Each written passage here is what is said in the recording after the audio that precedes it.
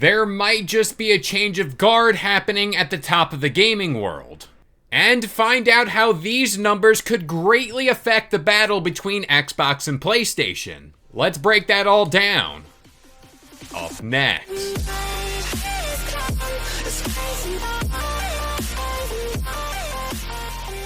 What up, guys? This is Kalo, and I'm here to give you the lowdown on all things gaming. And if you're new here, feel free to subscribe to this channel for weekly video game news content. Drop a like on the video, and welcome to the Level Up. Microsoft and Sony have been pretty intense rivals within the gaming world, especially within the high-end console market. And I think it's no secret by now, through most of this rivalry, Sony has been on top in almost every metric. But despite some rather dark times in gaming, Xbox has found its own road to success by expanding its ventures to the world of PC gaming and of course Xbox Game Pass. But now that the dust has settled when referring to the Activision Blizzard merger, Microsoft might be on pace to leapfrog Sony's gaming revenue for the first time in history.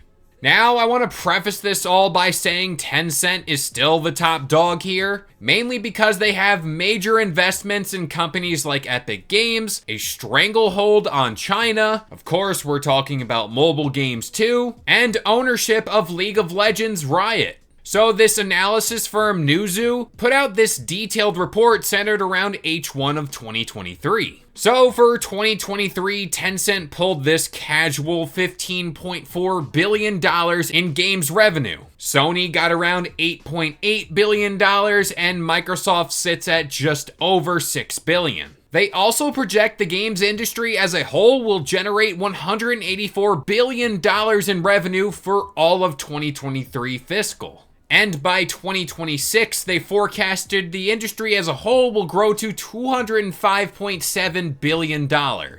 But they also did a little extra credit here by projecting what Microsoft's numbers would look like when combining revenue from Activision and Microsoft. Now, in doing so, like I mentioned earlier, that would allow Microsoft to leapfrog Sony as the second biggest gaming company going today. And Microsoft did tell its investors they do plan to see a near 50% increase in gaming revenue for its next quarter once Activision and Microsoft's revenue streams merge. Microsoft in the past has made it pretty damn clear they want to replicate the success companies like Tencent have had over the years. They've done this by creating more service games that span across multiple platforms. And they're really focused not only on the game streaming market, but the mobile sector as well. Phil Spencer even went as far to say that Xbox and Microsoft view companies like Tencent and like Apple as big competition within the space. And this isn't just limited to Nintendo and Sony.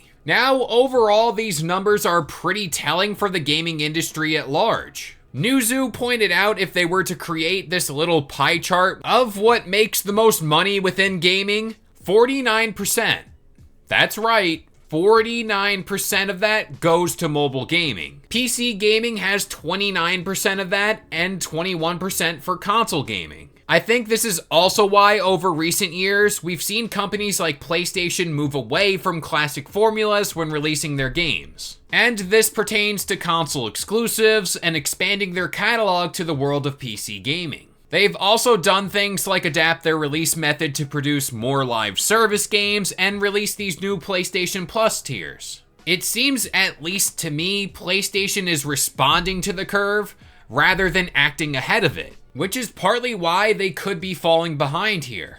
Now, I don't want this to come off as if I'm just saying I want this to happen to Sony. I don't want PlayStation to vanish or lose in this scenario, because like I always say, we need competition within the gaming world.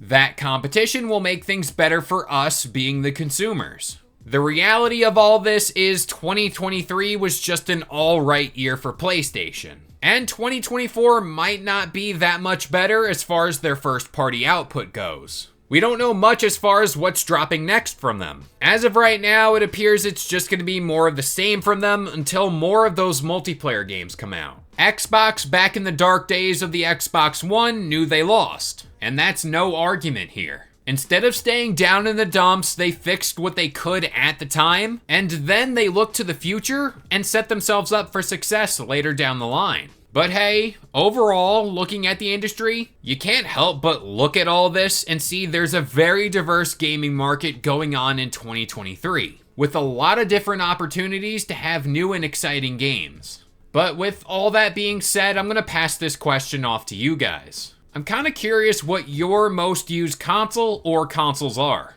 More or less, I'm always on my PC, and console gaming has kinda taken a back seat. But as the days go on, I randomly find myself picking up my Switch a lot more. But that about does it here. I've been Kalo. I gave you the lowdown on all things gaming, and if you're new here, feel free to subscribe to this channel for weekly video game news content. Drop a like on the video, and this has been the Level Up.